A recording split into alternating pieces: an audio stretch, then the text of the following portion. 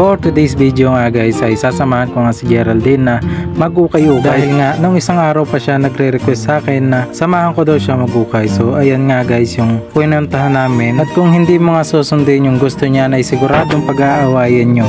Kaya nga hinayaan ko na at sinunod ko na lang. At para nga matuloy lang siya ay sinama pa ang aking ina para laang makapag-ukay siya. At dito nga ako ay nagkakandahilo na dahil hindi ko malaman kung ano bang gusto niyang bilhin. Kaya nga naisip isama ng aking girlfriend ang aking ina dahil nahilig din sa ukay. Dahil nga sinama niya rin ako, ito naman ako na hindi naman ako mahilig sa ukay. Para na nga tuloy akong baliw dahil nanonood lang ako sa kanila at wala akong magawa. At dito nga ay akala ko ay may nagustuhan na siyang susuotin. At ang akala ko ay makakauwi na kami. Pero doon ako nagkamali dahil hindi pala kasya sa kanya. At dahil nga hindi niya nagustuhan yung kanyang nakita na yon ay naghintay patuloy ako ng ilang minuto pa. Dito nga ay nagsanib pwersa na ang aking ina at ang aking girlfriend sa paghanap ng kanilang gusto. At dahil nga ako ay naiinip na ay hinayaan ko na lang silang maghalungkat ng ukay na. At habang naghahanap nga sila ng kanilang gusto ay ako naman ito tuwang-tuwa sa jacket na may balahibong ito. At para natuloy akong mangyan sa ginagawa ko dahil nga natutuwa nga ako dito. At nung magbabayaran na nga ay ako ay natuwa dahil nga makakauwi na din sa wakas. Pero hindi pa pala dahil nga nagyakag na naman ang aking girlfriend doon daw sa may SM. Ang akala ko naman ay natapos na ang paghihirap ko pero may susunod pa pala. Dito nga ay ginawa nila akong bodyguard at driver. At dito nga ay wala na tayong magagawa kundi sumunod na lang.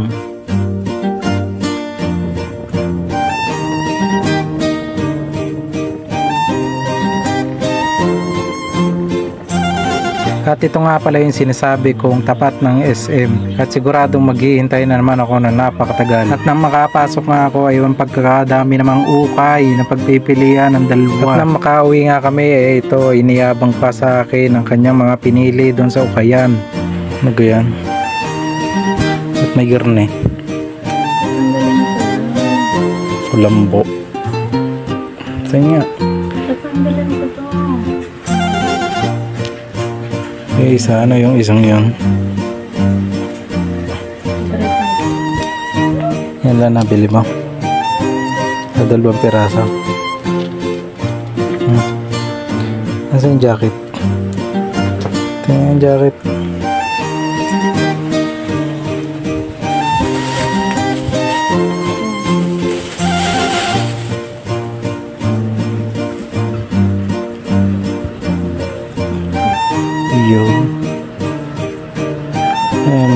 May ribbon pa eh, parang ribbon nasa likod ng zipper.